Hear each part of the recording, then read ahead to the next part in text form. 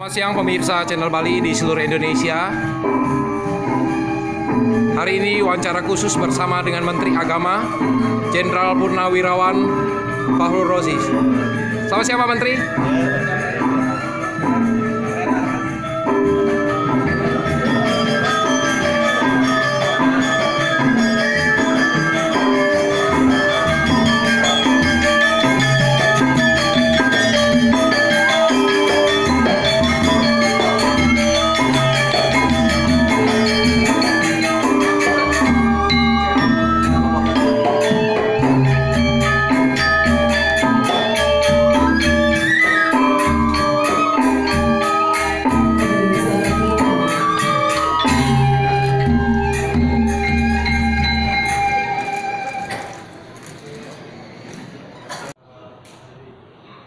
Hadirin yang kami hormati, berikutnya mari kita simak arahan Menteri Agama sekaligus membuka acara secara resmi dengan hormat kepada Bapak Jenderal TNI Purnawirawan Haji Fahru Rozi. Disilakan.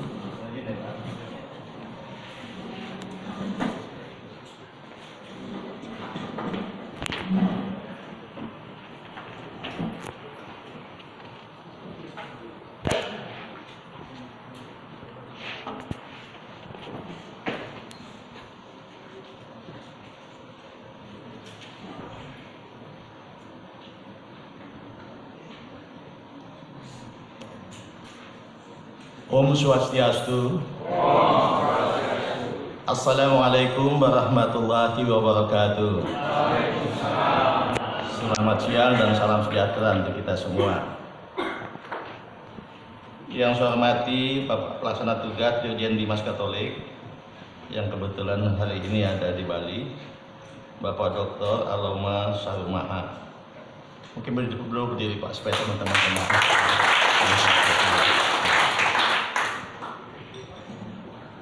Yang saya hormati Rektor Universitas Hindu Negeri Bapak I Gusti Bagus Sugriwa, tidak usah berdiri, semua orang terkenal ya. Yang saya hormati Ketua STHN Bapak Empu Kuturan. Yang saya hormati Pelaksana Tugas Kakanwil Kementerian Agama Provinsi Bali Bapak Ida Bagus Mastika, dan Bapak-Bapak Ibu sekalian yang saya hormati dan saya banggakan.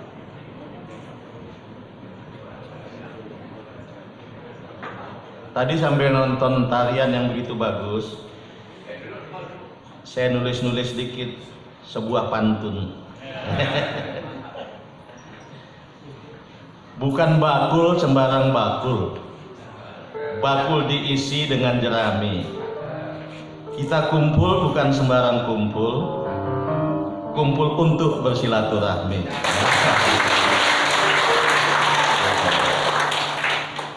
Bawa bakul berisi jenang, pergi ke kampung membeli beras. Kami berkumpul dengan hati senang, karena ASN Kemenak Bali semuanya pekerja keras. Ada satu lagi tapi untuk penutup nanti. Bapak Ibu sekalian yang saya hormati, pertama-tama kita panjatkan puji kehadirat Allah Subhanahu wa Ta'ala, Tuhan Yang Maha Esa, atas begitu banyak nikmat yang kita dapatkan dalam hidup ini, khususnya nikmat kesehatan, terutama bagi yang tua-tua seperti saya gitu. Waktu saya masih di BUMN, waktu itu usia saya 71 tahun. Ada anggota saya yang nggak masuk karena katanya ayahnya meninggal. Besoknya saya tanya ke dia, "Ayah kamu sakit apa?" "Wah, memang udah waktunya Pak, usianya udah 69 tahun.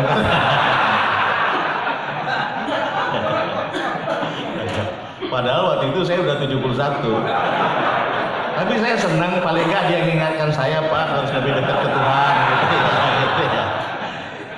Tapi kan nyawa di tangan Tuhan, ya kewajiban kita semua mendekat kepada Allah Subhanahu wa Ta'ala, Tuhan Yang Maha Esa, agar pada saat dipanggil kita lebih tenang. Amin.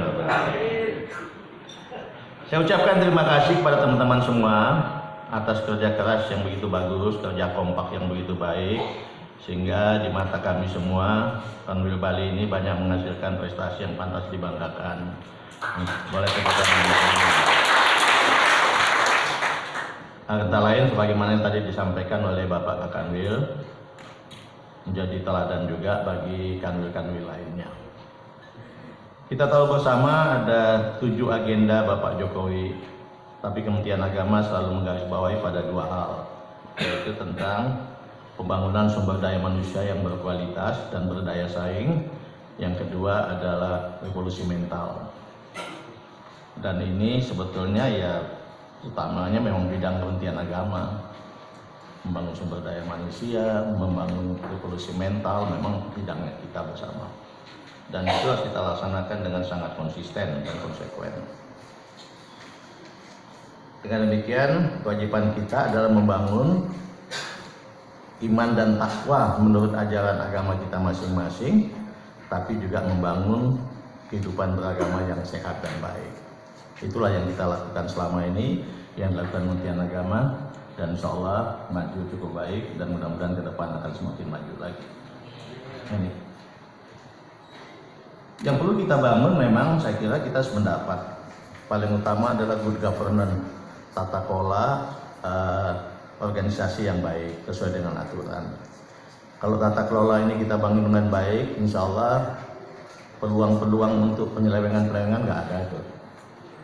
Atau semuanya akan dapat diperlakukan dengan adil dan baik. Orang yang baik dapat promosi, orang yang mestinya dapat reward, yang dapat punishment ya punishment, itulah adil.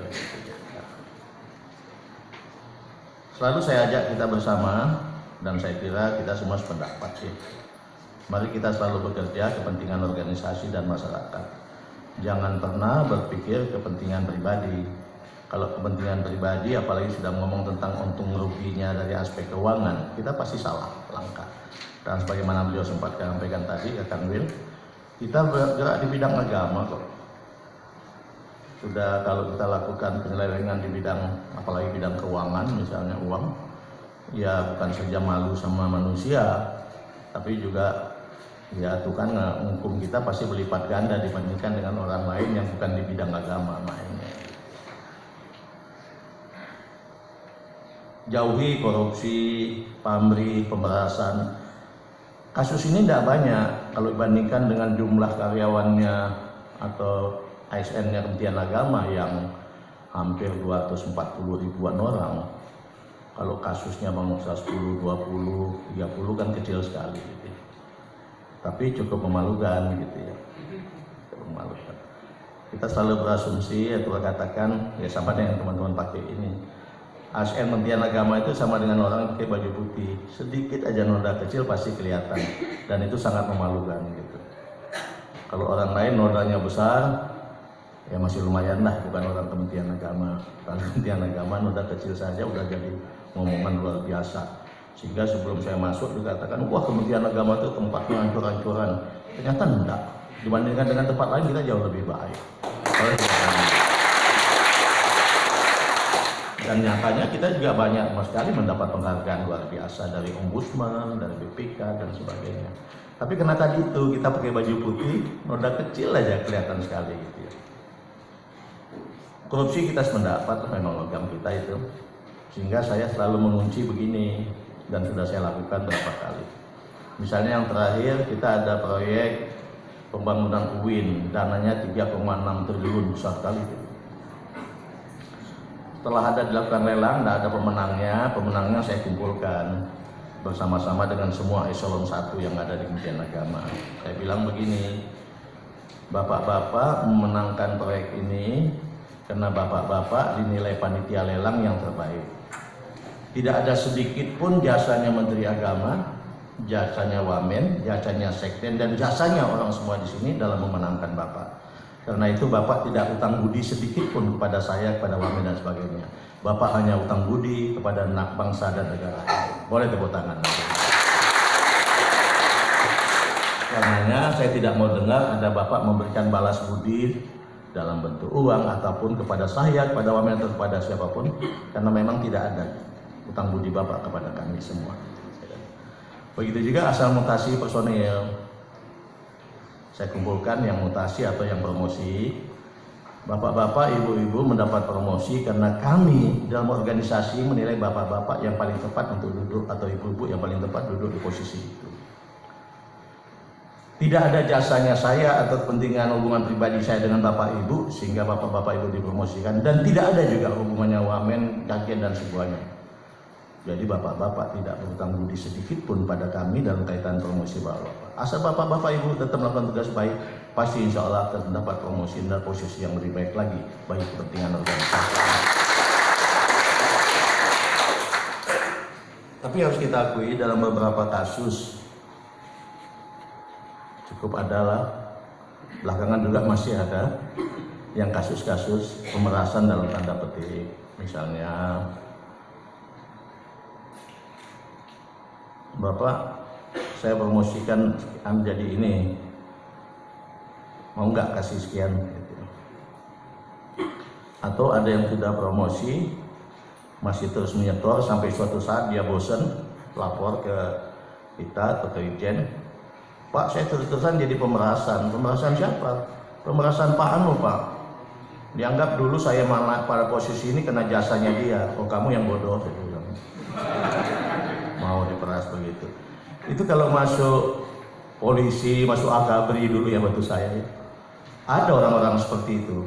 Dia bilang, "Nak atau Dek, kamu kasih saya 100 juta, saya bisa bantu kamu masuk Akmil atau masuk Akpol atau apa. Kalau gagal nanti uang saya kembalikan." Padahal dia nggak ngapa-ngapain. Dipegangnya aja uang 100 juta itu sambil berdoa mudah-mudahan dia lulus. Begitu lulus dapat dia. Begitu nggak lulus, aduh saya udah usaha setengah mati gagal, ini saya kembalikan. Padahal nggak ada jasa apa-apa dia.